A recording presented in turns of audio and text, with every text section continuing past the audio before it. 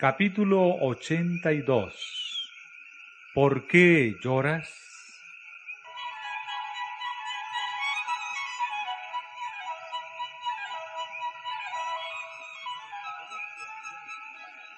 Las mujeres que habían estado al lado de la cruz de Cristo esperaron velando que transcurriesen las horas del sábado. El primer día de la semana, muy temprano, se dirigieron a la tumba llevando consigo especias preciosas para ungir el cuerpo del Salvador. No pensaban que resucitaría. El sol de su esperanza se había puesto y había anochecido en sus corazones. Mientras andaban, relataban las obras de misericordia de Cristo y sus palabras de consuelo, pero no recordaban sus palabras: otra vez os veré.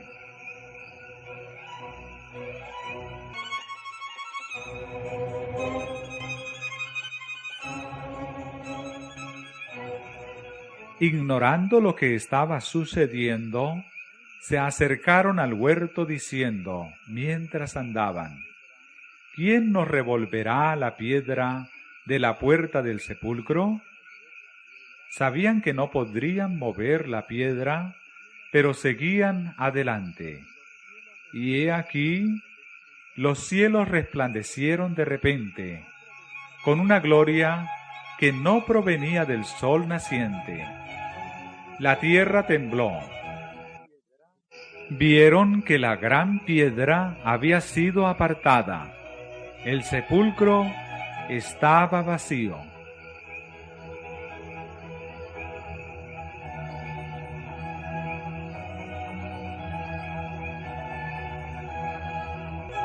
Las mujeres no habían venido todas a la tumba desde la misma dirección. María Magdalena fue la primera en llegar al lugar, y al ver que la piedra había sido sacada, se fue presurosa para contarlo a los discípulos. Mientras tanto, llegaron las otras mujeres. Una luz resplandecía en derredor de la tumba, pero el cuerpo de Jesús no estaba allí. Mientras se demoraban en el lugar, vieron de repente que no estaban solas. Un joven vestido de ropas resplandecientes estaba sentado al lado de la tumba. Era el ángel que había apartado la piedra. Había tomado el disfraz de la humanidad a fin de no alarmar a estas personas que amaban a Jesús. Sin embargo, brillaba todavía en derredor de él la gloria celestial, y las mujeres temieron. Se dieron vuelta para huir, pero las palabras del ángel detuvieron sus pasos. No temáis vosotras, les dijo, porque yo sé que buscáis a Jesús, que fue crucificado. No está aquí, porque ha resucitado, como dijo. Venid, ved el lugar donde fue puesto el Señor, e id presto, decid a sus discípulos que ha resucitado de los muertos. Volvieron a mirar al interior del sepulcro y volvieron a oír las nuevas maravillosas. Otro ángel en forma humana estaba allí y les dijo: ¿por qué buscáis entre los muertos al que vive? No está aquí, mas ha resucitado.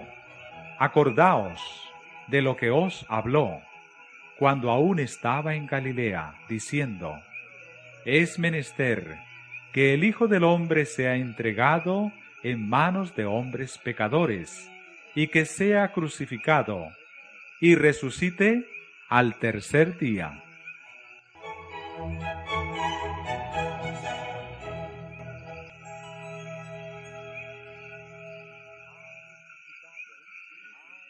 Ha resucitado, ha resucitado. Las mujeres repiten las palabras vez tras vez. Ya no necesitan las especies para ungirle. El Salvador está vivo y no muerto. Recuerdan ahora que cuando hablaba de su muerte, les dijo que resucitaría. ¿Qué día es este para el mundo?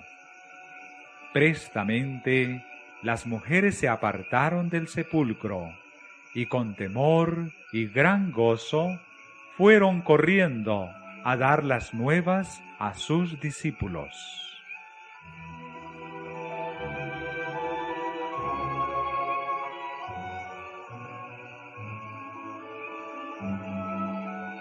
María no había oído las buenas noticias. Ella fue a Pedro y a Juan con el triste mensaje: han llevado al Señor del sepulcro y no sabemos dónde le han puesto. Los discípulos se apresuraron a ir a la tumba y la encontraron como había dicho María. Vieron los lienzos y el sudario, pero no hallaron a su Señor. Sin embargo, había allí un testimonio de que había resucitado. Los lienzos mortuorios no habían sido arrojados con negligencia a un lado, sino cuidadosamente doblados, cada uno en su lugar adecuado. Juan vio y creyó.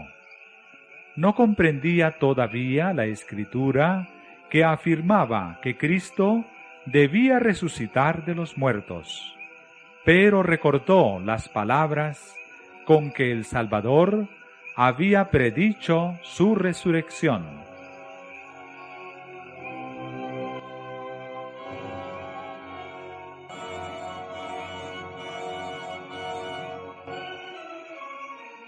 Cristo mismo había colocado esos lienzos mortuorios con tanto cuidado. Cuando el poderoso ángel bajó a la tumba, se le unió otro, quien, con sus acompañantes, habían estado guardando el cuerpo del Señor. Cuando el ángel del cielo apartó la piedra, el otro entró en la tumba y desató las envolturas que rodeaban el cuerpo de Jesús. Pero fue la mano del Salvador la que dobló cada una de ellas y la puso en su lugar. A la vista de aquel que guía tanto a la estrella como al átomo, no hay nada sin importancia. Se ven orden y perfección en toda su obra.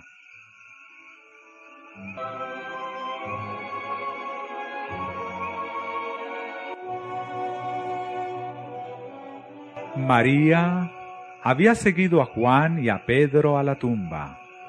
Cuando volvieron a Jerusalén, ella quedó.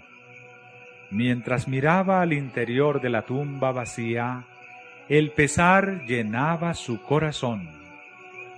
Mirando hacia adentro, vio a los dos ángeles, el uno a la cabeza y el otro a los pies de donde había yacido Jesús. «Mujer, ¿por qué lloras?», le preguntaron.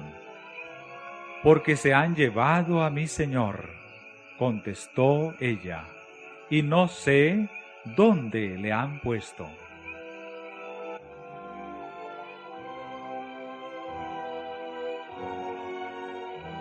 Entonces ella se apartó hasta de los ángeles, pensando que debía encontrar a alguien que le dijese lo que habían hecho con el cuerpo de Jesús.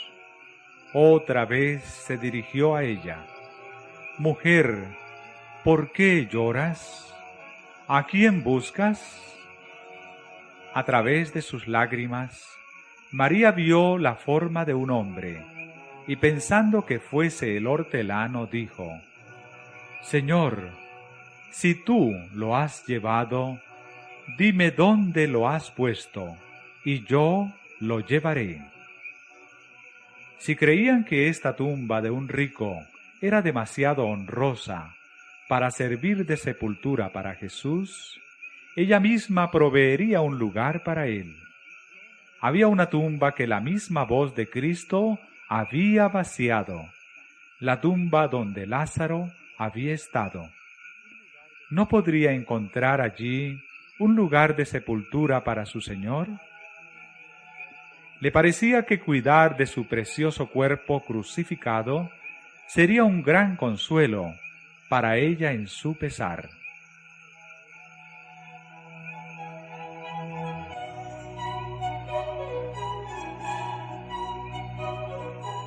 Pero ahora, con su propia voz familiar, Jesús le dijo: «María».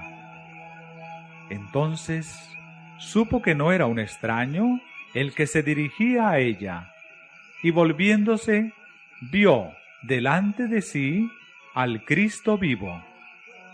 En su gozo, se olvidó que había sido crucificado. Precipitándose hacia él, como para abrazar sus pies, dijo: «Raboní». Pero Cristo alzó la mano diciendo: «No me detengas, porque aún no he subido a mi Padre, mas ve a mis hermanos y diles: subo a mi Padre y a vuestro Padre, a mi Dios y a vuestro Dios». Y María se fue a los discípulos con el gozoso mensaje.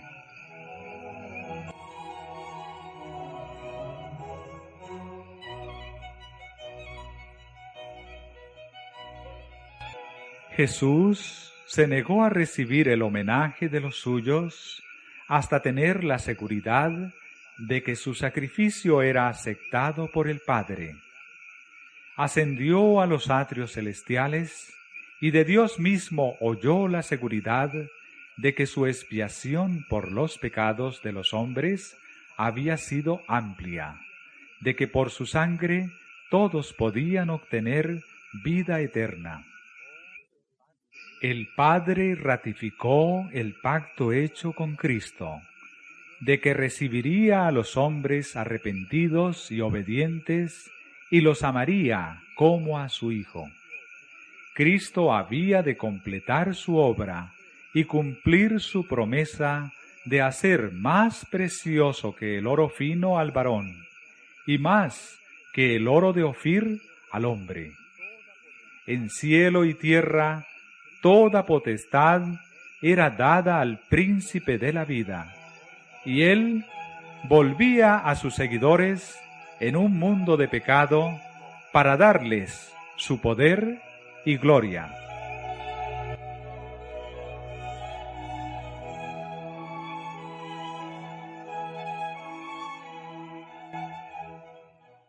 Mientras el Salvador estaba en la presencia de Dios recibiendo dones para su iglesia, los discípulos pensaban en su tumba vacía, se lamentaban y lloraban. Aquel día de regocijo para todo el cielo era para los discípulos un día de incertidumbre, confusión y perplejidad. Su falta de fe en el testimonio de las mujeres da evidencia de cuánto había descendido su fe. Las nuevas de la resurrección de Cristo eran tan diferentes de lo que ellos esperaban que no las podían creer. Eran demasiado buenas para ser la verdad, pensaban. Habían oído tanto de las doctrinas y llamadas teorías científicas de los saduceos, que era vaga la impresión hecha en su mente acerca de la resurrección. Apenas sabían lo que podía significar la resurrección de los muertos. Eran incapaces de comprender ese gran tema.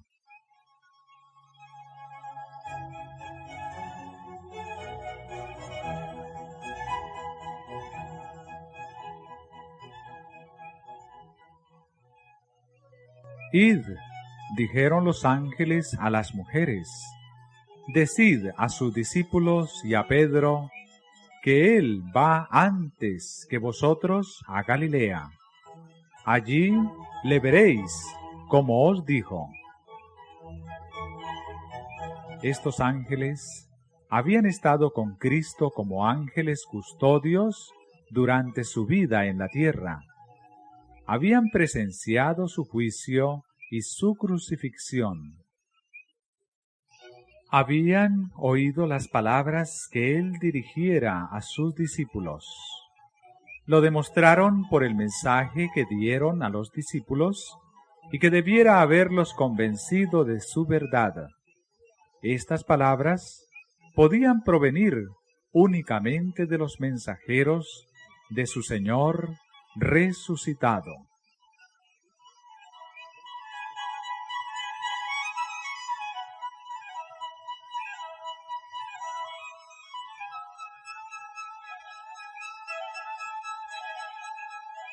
Decid a sus discípulos y a Pedro, dijeron los ángeles. Desde la muerte de Cristo, Pedro había estado postrado por el remordimiento.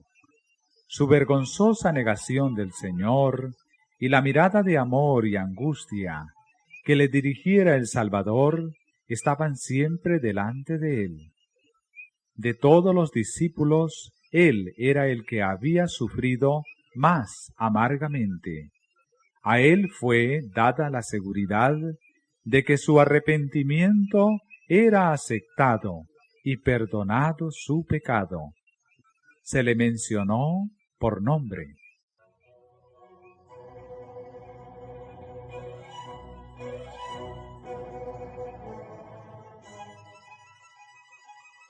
Decid a sus discípulos y a Pedro, que él va antes que vosotros a Galilea. Allí le veréis. Todos los discípulos habían abandonado a Jesús, y la invitación a encontrarse con él vuelve a incluirlos a todos. No los había desechado.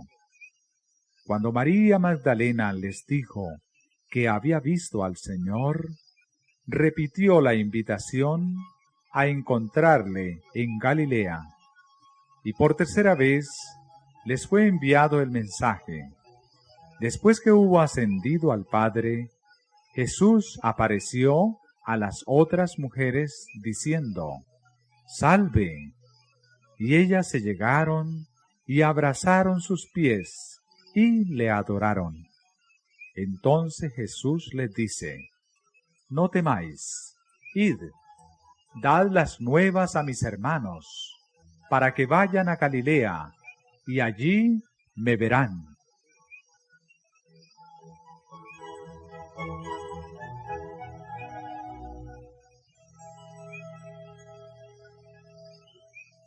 La primera obra que hizo Cristo en la tierra después de su resurrección consistió en convencer a sus discípulos de su no disminuido amor y tierna consideración por ellos. Para probarles que era su Salvador vivo, que había roto las ligaduras de la tumba y no podía ya ser retenido por el enemigo, la muerte, para revelarles que tenía el mismo corazón lleno de amor que cuando estaba con ellos, como su amado Maestro, les apareció vez tras vez. Quería estrechar aún más en derredor de ellos los vínculos de su amor. «Id, decid a mis hermanos», dijo, «que se encuentren conmigo en Galilea».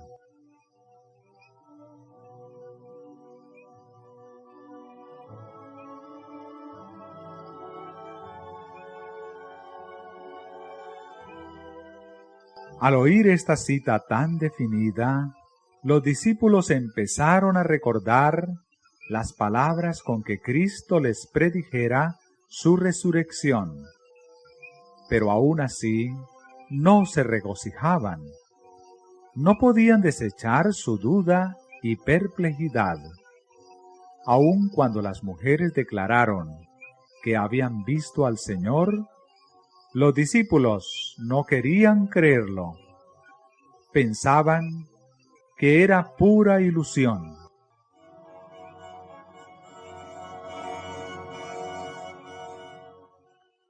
Una dificultad parecía acumularse sobre otra. El sexto día de la semana habían visto morir a su maestro. El primer día de la semana siguiente se encontraban privados de su cuerpo y se les acusaba de haberlo robado para engañar a la gente. Desesperaban de poder corregir alguna vez las falsas impresiones que se estaban formando contra ellos. Temían la enemistad de los sacerdotes y la ira del pueblo. Anhelaban la presencia de Jesús, quien les había ayudado en toda perplejidad.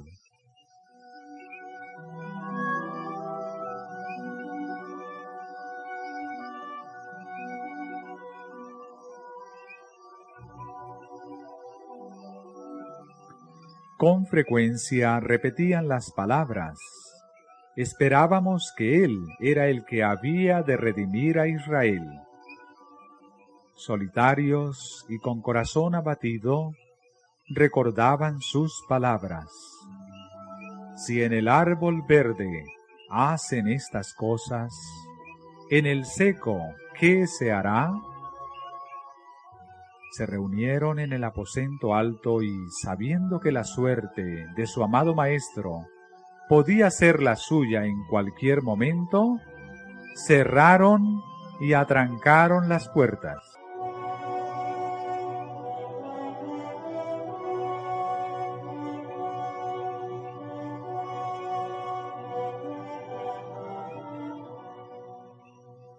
Y todo el tiempo podrían haber estado regocijándose en el conocimiento de un Salvador resucitado. En el huerto, María había estado llorando cuando Jesús estaba cerca de ella. Sus ojos estaban tan cegados por las lágrimas que no le conocieron. Y el corazón de los discípulos estaba tan lleno de pesar que no creyeron el mensaje de los ángeles ni las palabras de Cristo.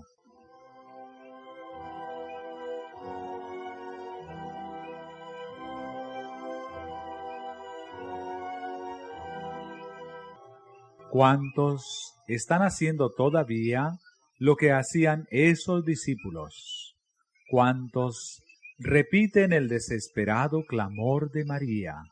Han llevado al Señor y no sabemos dónde le han puesto. ¿A cuántos podrían dirigirse las palabras del Salvador? ¿Por qué lloras? ¿A quién buscas? Está al lado de ellos, pero sus ojos cegados por las lágrimas no lo ven. Les habla, pero no lo entienden.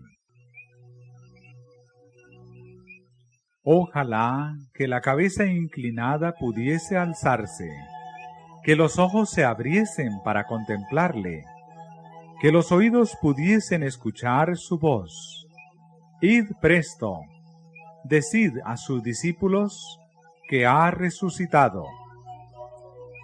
Invitadlos a no mirar la tumba nueva de José, que fue cerrada con una gran piedra y sellada con el sello romano. Cristo no está allí. No miréis el sepulcro vacío. No lloréis como los que están sin esperanza ni ayuda.